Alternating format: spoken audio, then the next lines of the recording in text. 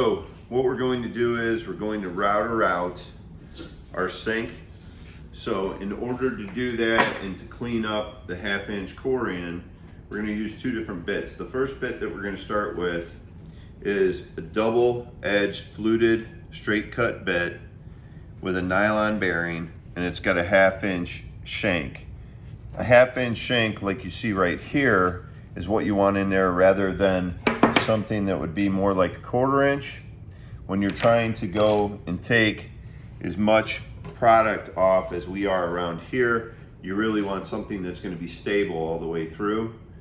This could tend to heat up with friction, and the movement and the torque of you trying to push around, you could end up snapping that, where a 1/2-inch shank, at least in my experience, has often been much more stable for you.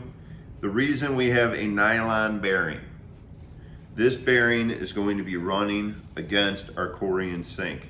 If you have the standard metal bearing like we do on this smaller fluted bit, what's going to happen is as this heats up, it's going to burn a line all the way into your sink that you will have to sit there and try to sand out.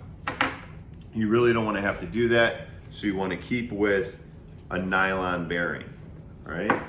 So make sure you have a good router. Sometimes people will use like a 3/4 horse type router or something a little bit bigger. A standard 1/2 can work, but you want to make sure that as you have your exposed cutting area right here, it's longer than a 1/2 inch, okay? Because that material is going to be right up against here and you need something to be able to clear. But you also can't go too far down with your bit if your sink has a high bar in between. Now this is a large single bowl sink. We don't have anything interfering with us like you would on a 50/50 or a double bowl sink. But either way, you want to make sure that you're going to have good clearance here and that you're not going to hang up on anything as you go to cut, so that you don't kind of bump up with the router. It's important that when you're cutting with this, you keep in mind protection that you'll need, like ear protection. You can use different eye protection. You can have glasses with side shields, things like that, okay? And also, I tend to wear a mask. Corian dust is kind of like sawdust, and it will sit there and it will get into everything. And for me, just having a mask on helps a little bit better with cutting.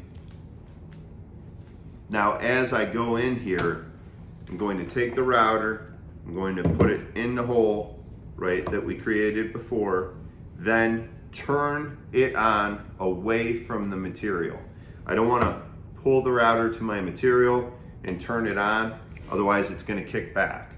I want to allow it to get up to full speed, which you can adjust on the side right here. I usually go right around the 4 or 5 RPMs, but you put it right in there, start it away, and then pull it into it, and then we'll start moving around the bowl.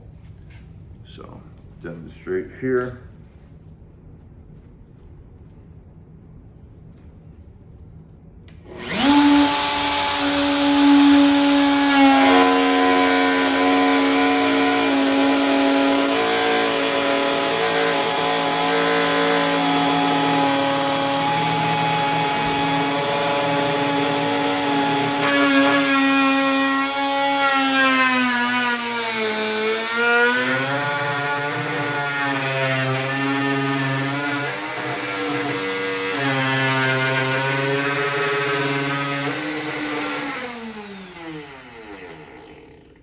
Now, as I started cutting, you saw how I pulled the router back towards me.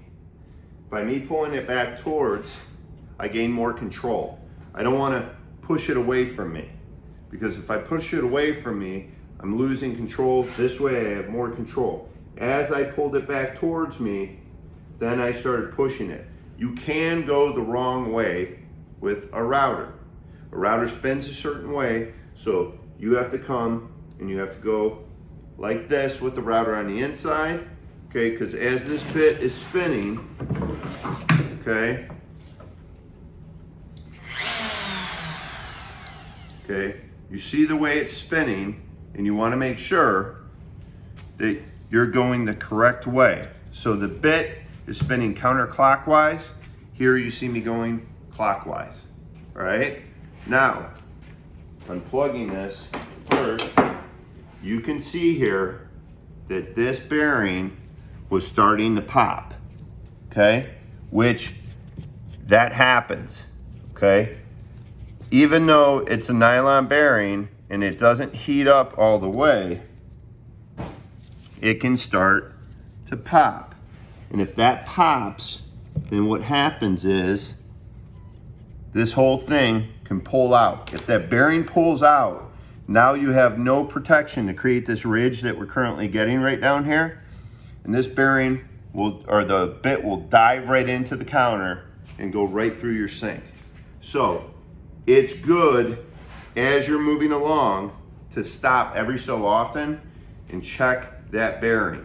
So this is something where I will have to, again, making sure it's unplugged, take the bearing off or try to tighten it and see what may be wrong on it, okay? Because if this bearing flies off during the process, it's gonna be a real bad day because you're going to ruin the sink, it'll ruin the top, and you gotta start back over. So what we're gonna do is, we're gonna double check our bearing, and then we're gonna continue to cut this out, and then we'll change over into our bowl bit profiler, and we'll cut with that next.